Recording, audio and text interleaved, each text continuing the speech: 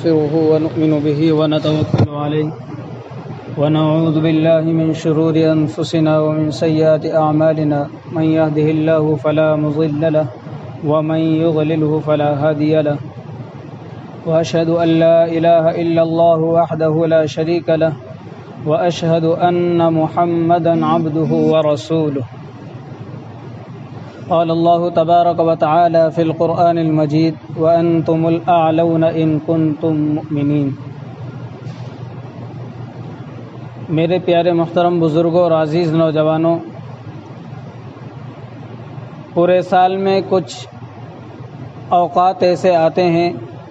جن کی بڑی تاریخ رہتی ہے۔ ہمارے ہندوستان کی تاریخ بھی بہت لمبی چوڑی گزری ہے، جس کی آزادی کے لیے ہمارے علماء کرام نے اپنی جانوں کا نذرانہ پیش کیا ہے۔ عام طور پر یہ دیکھا جاتا ہے کہ جب بھی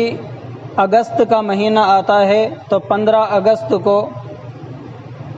1857 کی آزادی کی یاد دہانی کرائی جاتی ہے، اور 15 اگست کے دن ہر گلی کوچے میں، ہر محلے میں، ہر گاؤں میں اور ہر شہر میں اس کی آزادی کے نعرے لگائے جاتے ہیں۔ لیکن ہمیں معلوم ہونا چاہیے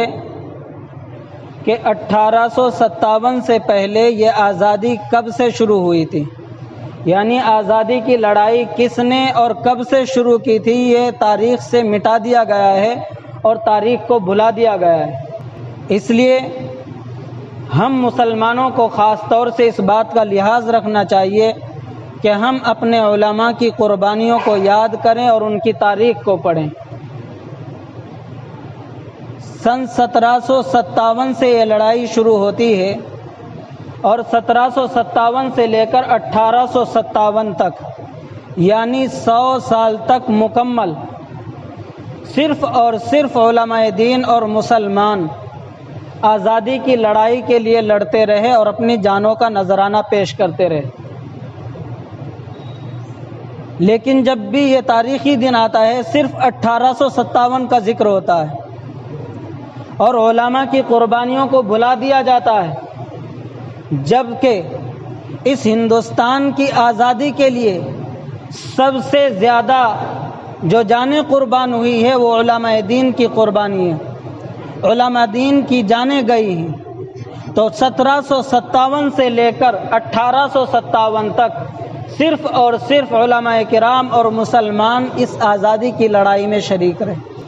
1799 میں حضرت ٹیپو سلطان رحمۃ اللہ علیہ نے لڑائی لڑی اور انگریز نے ان کی گردن پر پیر رکھ کر کے بولا کہ جب وہ انگریز کی تلوار کے نیچے تھے اور وہ پست ہو چکے تھے تو انگریز نے یہ نعرہ لگایا تھا کہ آج سے ہندوستان ہمارا ہو گیا ہے۔ تو 1799 پہلے آتا ہے یا 1857 پہلے آتا ہے؟ اس سے بھی اس کا معلوم ہوتا ہے کہ یہ لڑائی جو آزادی کی لڑائی ہوئی ہے وہ پہلے سے شروع تھی۔ 1799 میں حضرت ٹیپو سلطان رحمۃ اللہ علیہ نے کرناٹک کے اندر پورے زور اور شور کے ساتھ انگریزوں کا مقابلہ کیا، اور ان کا یہ نعرہ تھا کہ شیر کی ایک دن کی زندگی بہتر ہے 100 سال گیدڑ کی زندگی سے۔ اور انگریز ان کی گردن پر جب پیر رکھے ہوئے تھا تو انگریز نے یہ کہا تھا کہ آج سے ہندوستان ہمارا ہو گیا۔ پھر اس کے بعد جب انگریز 1803 کے اندر دلی تک آ گئے اور انہوں نے اپنے پنجے گڑا لیے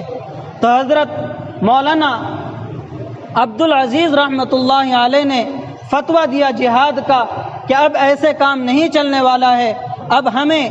اپنا سامان سفر تیار کرنا ہوگا اور ہمیں اپنی تلواروں کو اٹھانا ہوگا، ہمیں اپنے ایمان کو جگانا ہوگا اور ان انگریزوں کو یہاں سے بھگانا ہوگا۔ حضرت مولانا عبدالعزیز رحمۃ اللہ علیہ نے یہ جہاد کا فتویٰ دیا۔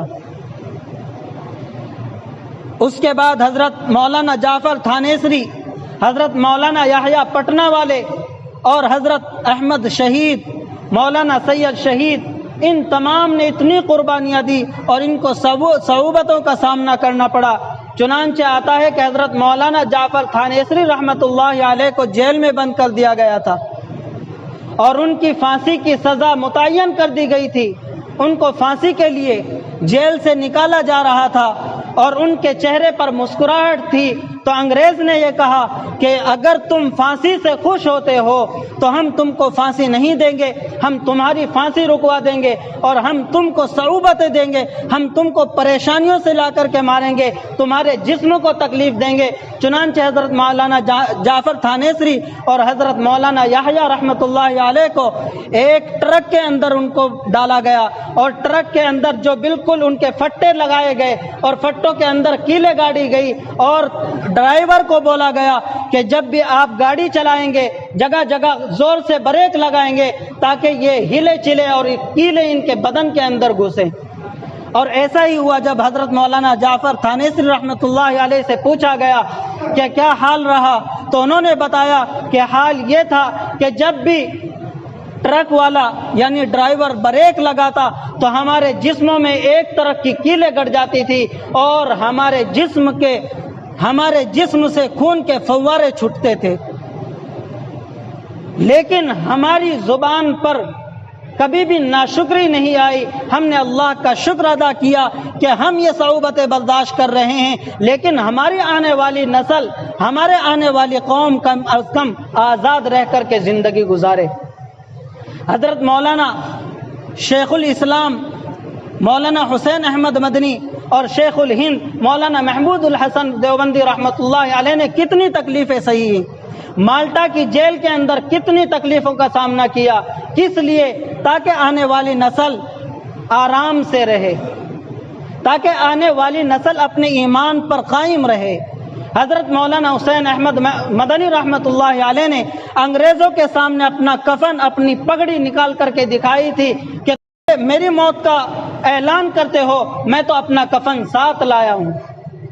اس لیے ہمیں کوئی ڈرنے کی ضرورت نہیں ہے، گھبرانے کی ضرورت نہیں ہے۔ آج ہمیں حکمران کہتے ہیں کہ تم اسلام پر قائم مت رہو، تمہاری مسجد کی اذانیں بند کر دی جائے گی، تمہاری مسجدیں تم سے چھین لی جائے گی، تمہارا اسلام مٹا دیا جائے گا۔ ارے کس اسلام کے مٹانے کی بات کر رہے ہو؟ اسلام تو ابدی مذہب ہے، اسلام تو رہنے والا مذہب ہے، اصل اور حقیقت مذہب اسلام ہے۔ ان الدین عند اللہ الاسلام، کہ جو دین ہے، جو مذہب ہے اللہ کے نزدیک صرف اور صرف اسلام ہے۔ آپ اسلام کو مٹانا چاہتے ہو،